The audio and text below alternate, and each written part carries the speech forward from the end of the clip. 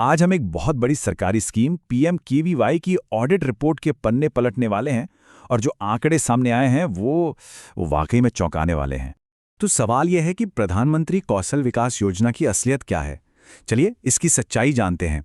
और ये किसी की राय नहीं है, ये सीधे सीधे भारत के सबसे बड़े ऑडिटर सीएजी की रिपोर्ट से निकले हुए फैक्ट्स हैं। सबसे पहले तो ये जान लेते हैं कि ये जांच की किसने और इसका दायरा कितना बड़ा था। तो देखिए, ये जांच की है भारत के कंट्रोलर एंड ऑडिटर जनरल यानी सीएजी ने, और उन्होंने जिस पैमाने पर रिकॉर्ड्स को खंगाला है वो अपने आप में ही बहुत बड़ा है।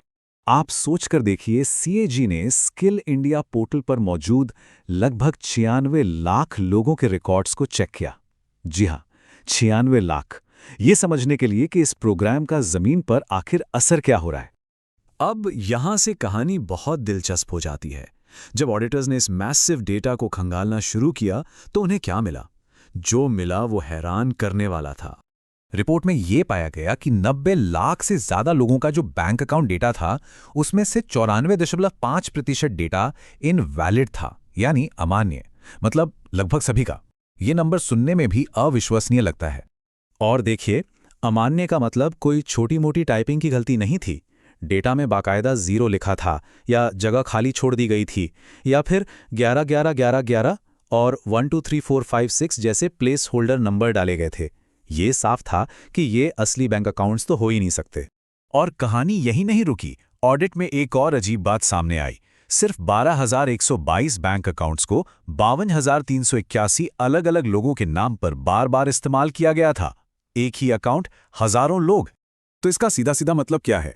देखिए, सरकार जो डायरेक्ट बेनिफिट ट्रांसफर यानी डीबीटी के जरिए सीधे लोगों के खाते में पैसा भेजना चाहती है, उसके लिए सबसे जरूरी चीज है सही बैंक अकाउंट नंबर। अगर डेटा ही गलत है तो पैसा भेजा ही नहीं जा सकता। तो अब सवाल ये उठता है कि पैसा गया कहां? चलिए इस पैसे के सफर को ट्रैक करते हैं और देखते हैं कि इस डेटा की गड़बड़ी का उन लोगों पर क्या असर पड़ा जिनके लिए ये स्कीम थी। सीएजी की रिपोर्ट के मुताबिक 34 लाख से भी ज्यादा सर्टिफाइड कैंडिडेट्स को वो 500 रुपए का इनाम कभी मिला ही नहीं, जिसका उनसे वादा किया गया था। ये चार्ट पूरी कहानी को बिल्कुल साफ कर देता है। आप खुद देखिए, एक बड़ा हिस्सा उन लोगों का है जिन्हें पैसा नहीं मिला, और एक छोटा हिस्सा उन लोगों का है जिन्हें मिला। दोनों के बीच का फर्क बहुत बड़ा है। लेकिन क्या ही प्रॉब्लम सिर्फ डेटा और पेमेंट तक ही थी? नहीं, ऑडिट रिपोर्ट बताती है कि सिस्टम में और भी कई गहरी दरारें थी। उदाहरण के लिए, ग्रुप फार्मिंग और सिलाई जैसे कोर्सेज में हजारों ऐसे कैंडिडेट्स को सर्टिफिकेट दे दिए गए जो कोर्स के लिए तय मिनिमम एज को भी पूरा नहीं करते थे। और इस पूरी स्कीम का असली मकसद क्या था? लोगों को नौकरी दिलवाना। लेकिन रिपोर्ट के मुताबिक सर्टिफिकेट पाने वालों में से सिर्फ 41% का ही प्लेसमेंट रिकॉर्ड मौजूद था। इसका मतलब यह हुआ कि लगभग 60% लोगों को या तो नौकरी मिली ही नहीं, या फिर उसका कोई रिकॉर्ड ही नहीं रखा गया। और तो और, कई ट्रेनिंग सेंटर जो कागजों पर एक्टिव दिखाए गए थे, वो असल में बंद पाए गए। एक ही फोटो को कई अलग अलग कैंडिडेट्स के लिए इस्तेमाल किया गया। और खराब डेटा की वजह से 222 करोड़ रुपए से ज्यादा का फंड राज्यों तक समय पर पहुंच ही नहीं पाया। तो चलिए अब इस पूरी जांच की एक फाइनल तस्वीर देखते हैं और समझते हैं कि ऑडिट के मुख्य आंकड़े क्या कहते हैं। ये टेबल पूरे कहानी को एक जगह समेट देती है।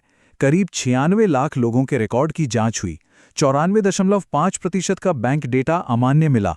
34 लाख से ज्यादा लोगों को उनका इनाम नहीं मिला, और प्लेसमेंट रेट सिर्फ 41% रहा। हर नंबर अपने आप में एक बड़ी कहानी कहता है। सीएजी की रिपोर्ट तो ये सारे तथ्य और आंकड़े हमारे सामने रख देती है। इन सबको एक साथ देखने के बाद ये एक बड़ा सवाल जरूर खड़ा होता है जिस पर सोचने की जरूरत है।